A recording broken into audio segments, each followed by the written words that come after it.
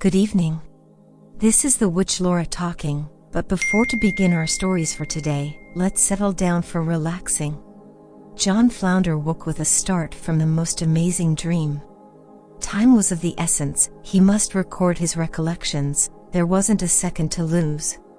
Groping blindly in the dark, he reached over to the bedside table, knocking his phone onto the floor. With a groan, he leaned over the mattress and rooted through the pile of clothes which he'd discarded last night. No phone, it must have slid under the bed. A piece of paper then. If he was quick, he could hold on to the dream with the strange man and his bulbous eyes, the atmospheric setting, down a winding cobbled lane, the exciting plot which would hook the world and haul it in, to him, John Flounder, today's unsung scribbler, tomorrow's sing it from the rooftops best-selling author. Fumbling in the dark to the desk, he bumped into the standing light. Ignoring his partner's shriek of protest, he switched it on. Julia could go back to sleep, this was too big a deal to miss. He yanked at the desk drawer, which seemed hell-bent on sticking tight shut. With an exasperated heave, finally it came loose, propelling him across the room, back onto the bed. Julia pulled the duvet up over her head, curses lost under the covers, while he emptied the drawer's contents.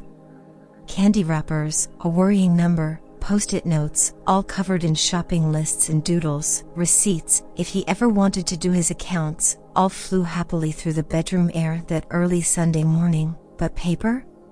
Of that, there wasn't a sheet to be found. Finally, at the bottom of the drawer, he found a crumpled-up letter from his bank, dating back to the pre-digital age. Excitedly, he turned it over, only to discover it was already covered in jottings, scrawled half-remembrances from another bestseller-in-the-making dream. With small cramped letters, he began to squeeze words into the thumb-sized square of blank space. Dream, Bugman, up before balling the paper and throwing it onto the floor.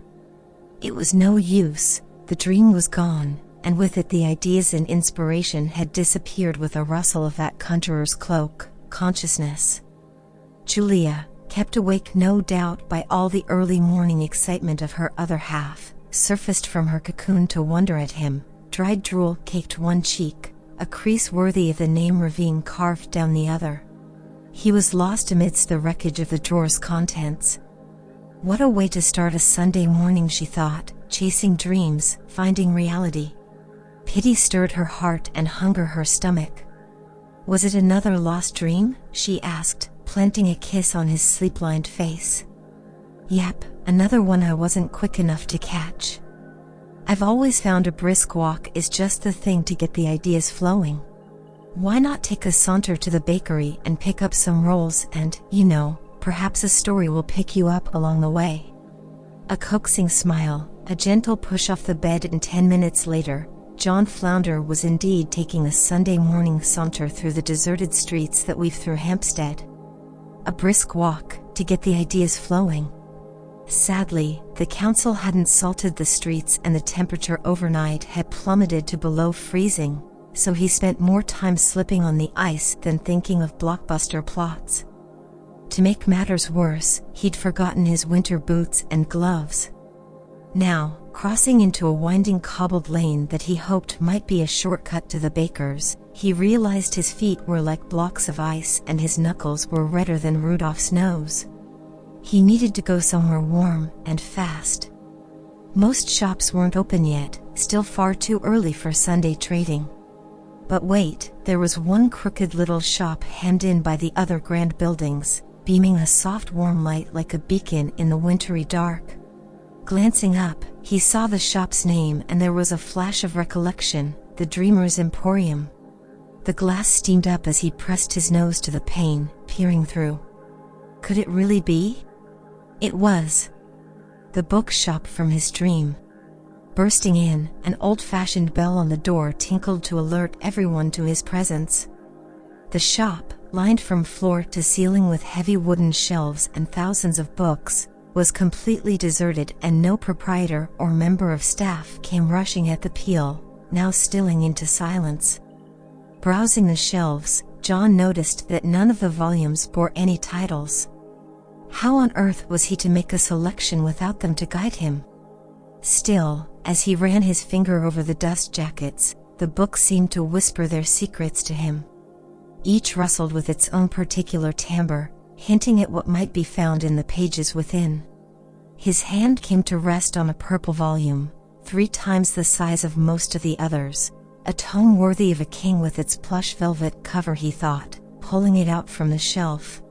With a racing heart he opened the book, but what he saw was wholly unremarkable, blank pages, and nothing more. A voice from the gloom at the back of the shop spoke. "Can I help you, Mr. Flounder, John? I'm so pleased you found the Dreamer's Emporium. The early bird catches the worm, as you well know, given how you've missed so many of late." John floundered, just as his name would suggest, blustering nonsensically, "Well, yes, but how did you?" But the bookshop's proprietor ignored his flapping attempts at conversation and stepped towards him, illuminated by the light cast from the shop's huge chandelier. John just managed to stop himself from gasping out loud. For this was the strange man from his dream, in his old-fashioned frock coat and oversized spectacles magnifying his eyes so he looked like some strange bug, creeping out from under the rock of centuries. "Argus Scrivener at your service." He bowed formally, emerald green coattails flaring behind him, before taking the purple volume in his hands. "Oh yes. A very wise first purchase. Let me commend you on your fine judgment, John. What a name. What a person." John thought, surreptitiously eyeing Mr. Scrivener, who seemed to be lost in the blank pages he was holding. "You understand the premise of the Emporium of Dreams?" He must have looked as blank as the pages, for Argus continued. "It's really very simple. When you dream, the dream is all-encompassing, is it not?" Yes, well, mine certainly are." "And you wake, wishing you could have caught that dream." Argus made to grab the escaping dream and hold it fast in his gnarled fist. "You wish to record it and then marvel at this wondrous thing. That sounds about right. Well," he pushed the purple volume back into John's hands, "this is the book for you. Place it under your pillow and I promise you, it will faithfully store every gossamer thread of your dream and weave it into a tale worthy of the telling." The bug eyes ogled him, and John had the impression of a kindly meaning spider, if such a thing were possible. But he was back to blustering. "How does it do that?" "Ah, John, a magician never reveals his secrets. Now do you want the book? There's room within its binding for 3 dreams." Needless to say, he bought the book, thanked Argus Scrivener and slipped, literally, back the way he had come. It was only when he was opening the door to his flat, gripping the fat purple book beneath his arm, that he remembered he'd forgotten the breakfast rolls. Julia was not in the best of spirits when she discovered his oversight.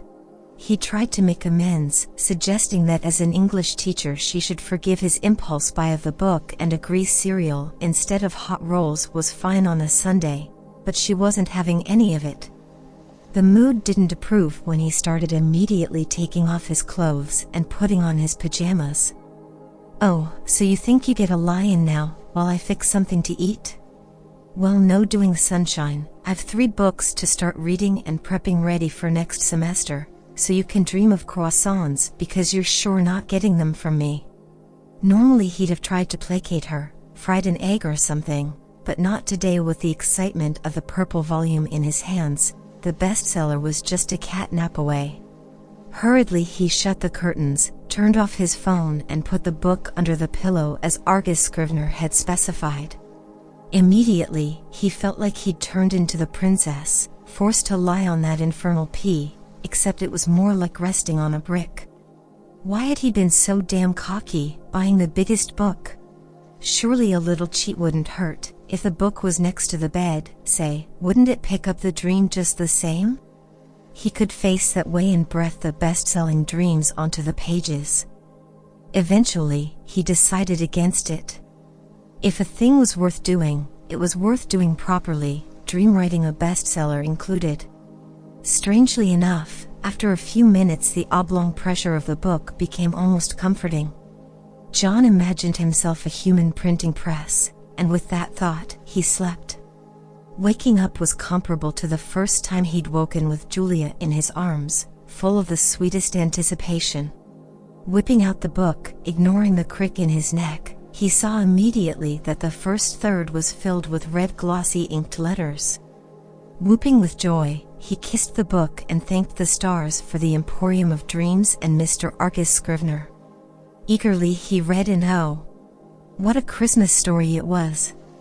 All that ice, frosty nose and toes, had paid off. It was a masterpiece, right from the spellbinder of the opening. Marley was dead, to begin with.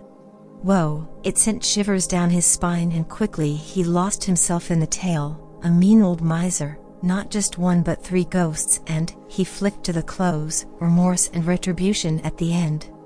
Boy oh boy, was this story going to make him a mint. After his mistake of the morning, he left Julia to her school planning. He knew prepping 3 new units to teach was a lot of work.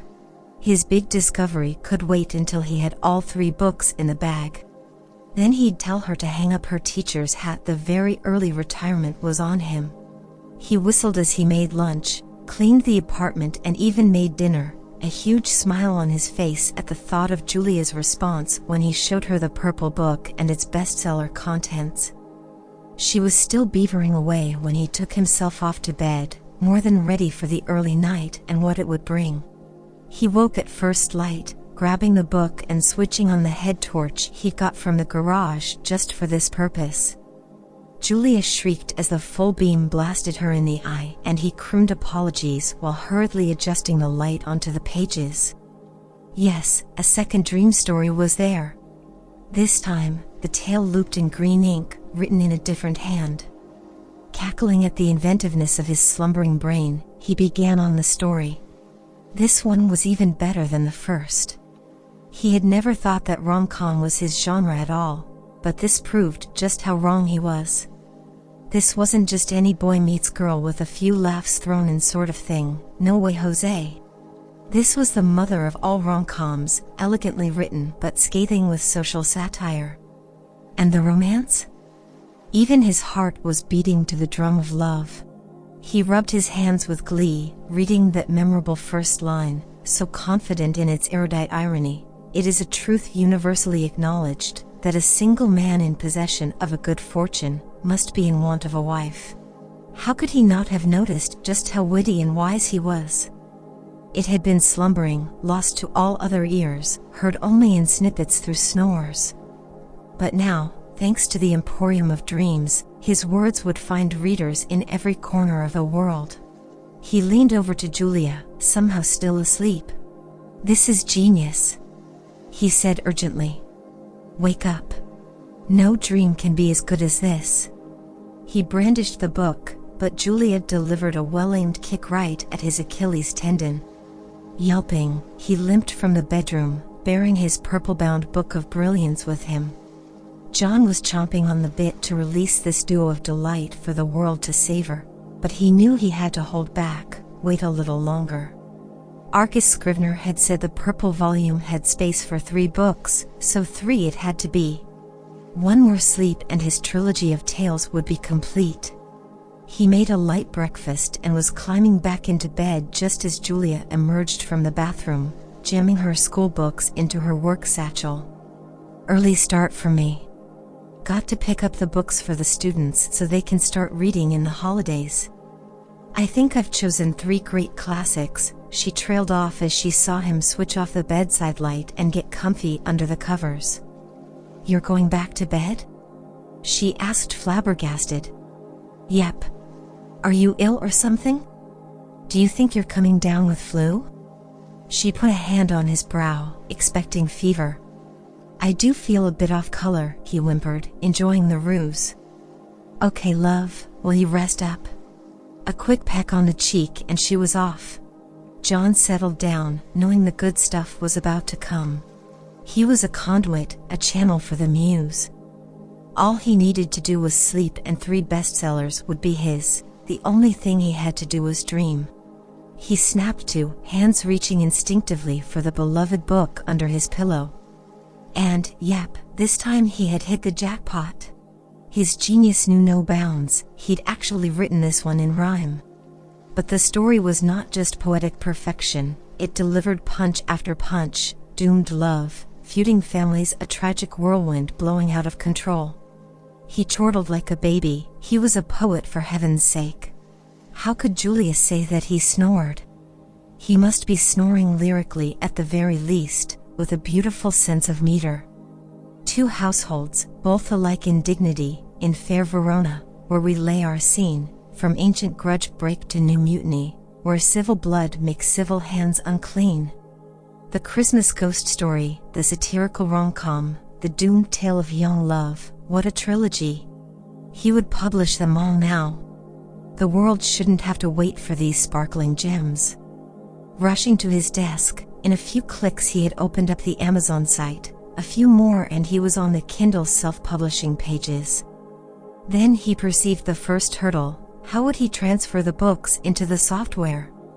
Typing was out of the question, and then a fantastical idea struck.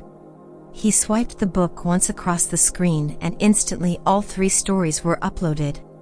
Chuckling, he typed in the pen name he'd thought up. It had such a great ring to it, Ernest Scribbler. The click of the door opening disturbed him just as he was about to complete the contract.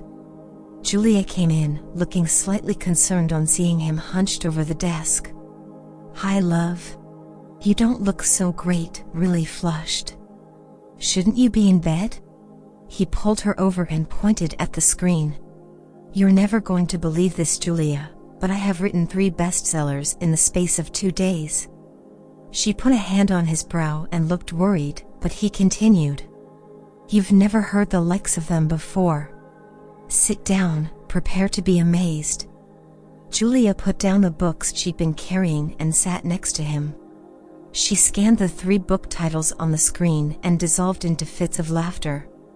"Is this some sort of April Fool you're playing in December? What do you mean?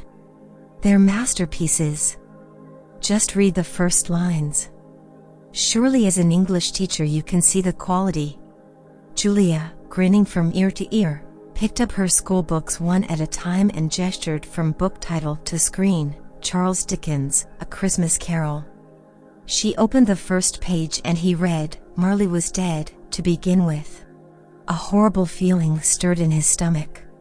With a gentle hand on his shoulder, she took the next book, Jane Austen, Pride and Prejudice. Again, she flipped to the first page. It is a truth universally acknowledged that a single man in possession of a good fortune must be in want of a wife. Sick to the stomach, he read the third title which she put before him, Romeo and Juliet by William Shakespeare. 2 households, both alike in dignity, it was enough. He snapped the book shut.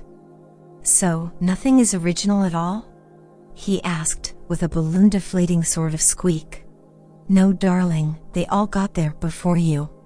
Poor John was utterly dejected, but then his eyes lit up and he burst out, "My pen name, now that is gold. With a name like that, I'm sure to write a bestseller or 2. Julia shook her head sadly. "I think you'll find it's taken John." "No.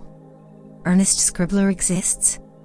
"Indeed, the Pythons invented him, Ernest Scribbler, inventor of the funniest joke." "And what happened to him?" She looked at him, battling a rising smirk. "He died laughing." "And now, let's move to the next story for today."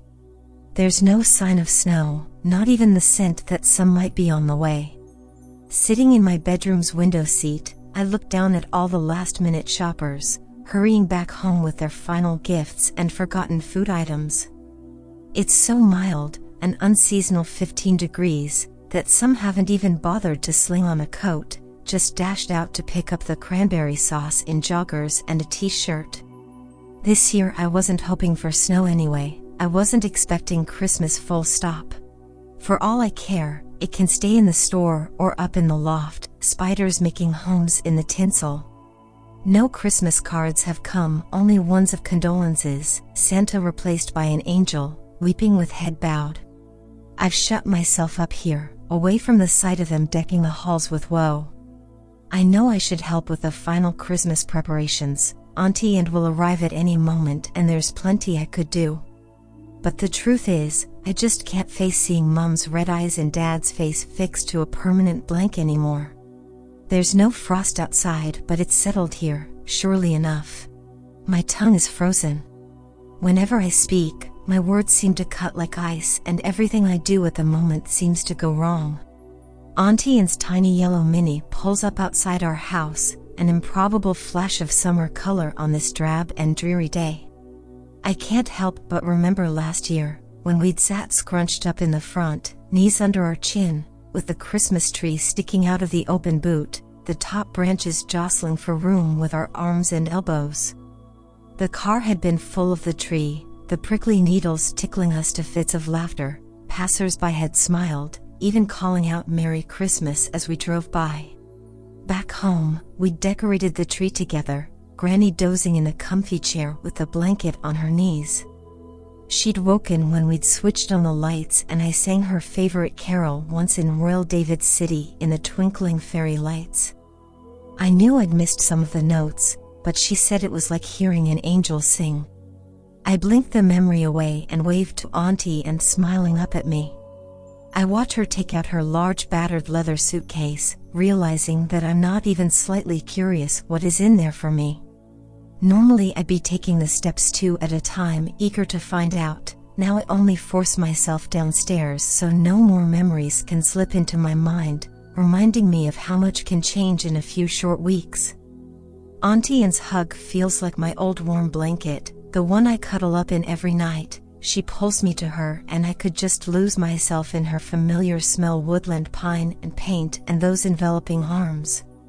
I wish she lived closer, could visit more often, so I could disappear into those understanding arms. "How's my Lizzie?" she asks with a smile that seems just a little frayed around the edges. "Oh, you know," I mumble, as Mom comes into the lounge for a hug and Dad takes her bag. "Glad school's finished for a bit." "I bet. The summer holiday is longer, but Christmas brings presents." I nod, ignoring the case she's gesturing at. There are no surprises anywhere, let alone in that bag that could shake me out of the numbness that has stung me to silence this last month. Auntie Anne carries on valiantly. "I'm glad you could get the tree. I don't think I'd be up for the sprint to the garden center. The M25 was gridlocked. I knew it would be at this time of day, but I couldn't get away any sooner. I never thought it would take so long to sort through her drawers and cupboards." She trails off and Mom makes a small gulping noise before asking whether she'd like a cup of tea. "Or something a bit stronger, bring a bit of Christmas spirit to the place?" Dad's half-hearted joke falls flat with Mom, but Auntie Anne laughs bravely. No, just a tea thanks, John. Perhaps later." Dad goes up to fill the kettle while Mom and Auntie Anne sit on the sofa. I look at the empty chair in the corner and my knees feel like they might give way under me. I sit on the floor, leaning up against the sofa. While they talk, I press my nails into the palm, hoping the pain will distract from the roar of the words: funeral, service, book of condolences. I hum under my breath, trying not to hear, taking Mom's things to the charity shop. If I try hard enough, surely I can block them out, just like I do the jingly jangly Christmas songs. I fix my eyes on the tree, standing bare but proud in the room's other corner. Dad had gone to fetch it a few weeks ago when we all knew what was about to happen.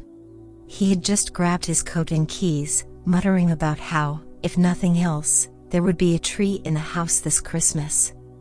It sat in our garden after he brought it back, lopsided and forgotten in a bucket of water, while we bent under the strain of Granny's final days. I must have been holed up in my room, the day he dried it off and brought it in. The thought makes me squirm, Dad struggling alone under the weight of the tree, wrestling to trim the branches to fit into the stand, while I'd hidden away, shouldering my cross of grief. It might be unadorned, but the tree is beautiful nevertheless. The fresh smell of pine perfumes the room and brings the forest into our home. I've always been in such a rush to get the lights and decorations on, to get Christmas well and truly underway, that I realize I've never noticed the beauty of the undressed tree, a simple thing of wonder, needing no glitz and glam, no change at all. It strikes me for the first time how achingly alive it is, the needle's such a glossy green. It is defiant, blazing life in our little house. Would you like to see what I've brought, Lizzie? Auntie Anne's question prods me back into the here and now. I must look absolutely blank because she flicks the clasps on her leather suitcase and pulls out an old Christmas biscuit tin. I'd know the design of the horse-drawn carriage in the snow anywhere, Granny's Christmas decorations. They were one of the first things I found when I started sorting through things. She must have got them out from the cupboard under the stairs. It's like she had them ready to give to us. Well, to give to you, Lizzie, she knew how much you loved decorating her tree.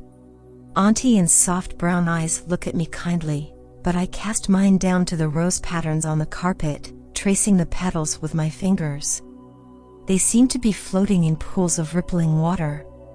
I hear the scrape of the lid being removed and Auntie Anne strokes my hair, tied back days ago in a messy ponytail, as she lowers the tin down to me. I keep my head bent and peer in. Nestled inside the soft tissue paper are Granny's handmade Christmas decorations, the ones she had been given by her mother when she started a family of her own. As I slowly lift the Christmas angel with her hand-stitched dress, I hear Mum start as if the angel had flapped her wings, and I look up. My grandmother's old angel from the top of the tree. Can I hold her for a moment, Lizzie? I pass it over reluctantly. You probably don't remember your great-grandmother. She was amazing with a needle. Such a steady hand and a careful eye. She could keep a watch on me knee-high, trying to steal the Christmas sweets from the top drawer and still sew this row of careful stitches. I wish I'd inherited her talent. I can hardly sew on a button, let alone make a dress like this. And Mum smiles, for the first time in weeks, as she touches the hem of the angel's dress, with its little row of kiss stitches. With a clinking of china on the tea tray, Dad is back in the room. George bundles in after him, all mud, sweat and smiles. The wind from the football pitch has scrubbed his face red and thrown him over a few times by the look of the grass stains on his white training shorts and earth-caked knees. Hi, Auntie Anne. He calls out cheerfully from the doorway, cramming huge chunks of a chocolate Santa into his mouth. I return to the box of goodies on my lap as Auntie chats to him, pleased that she's the one on the receiving end of all that blustery energy. I gently lift up the folds of tissue paper and see what I've been hoping for, the glass bell. Granny let me hang it up every Christmas, trusting me with its delicate hand-blown form, even when I hardly trusted myself. And then I would ring it, ever so gently, watching it sway lightly on the branch, the tiny bell with its delicate blue snowflake pattern, chiming across the whole expanse of the room, filling me with its pure sound.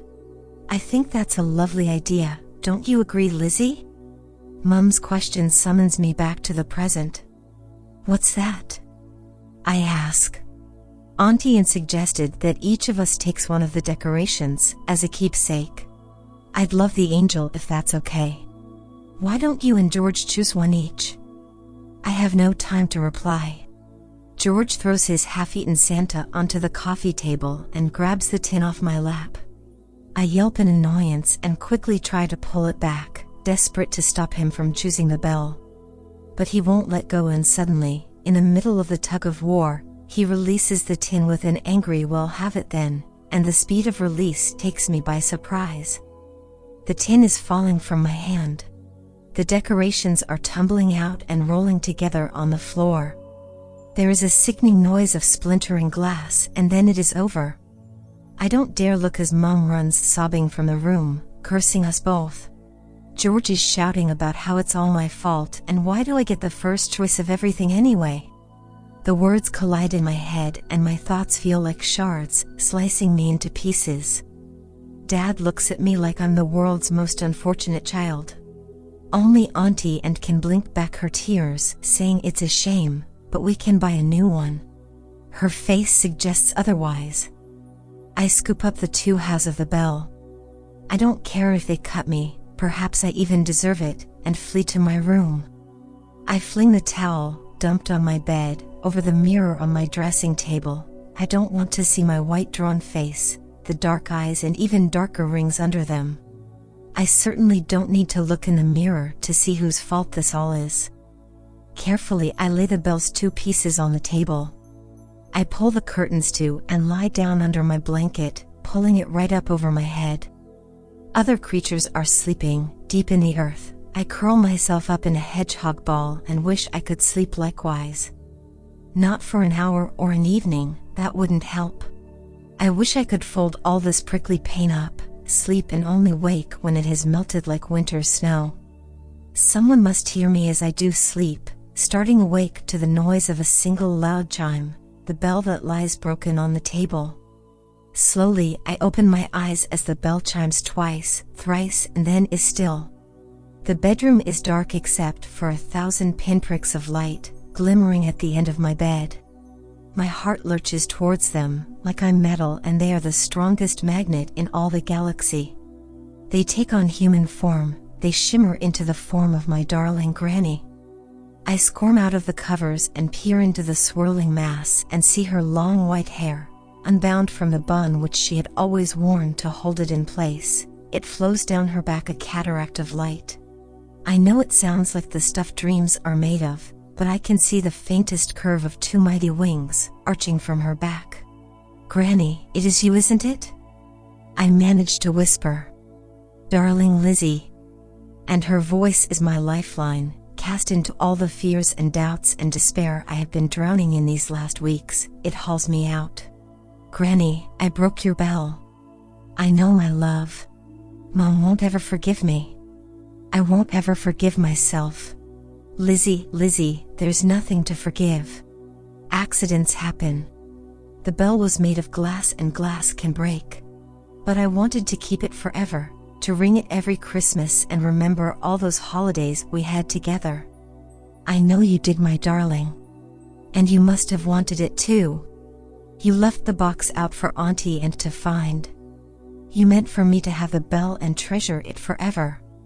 I feel the trace of a touch as the shimmering hand takes mine and her light pours through my skin with the strength of all the stars. No, my darling, I didn't.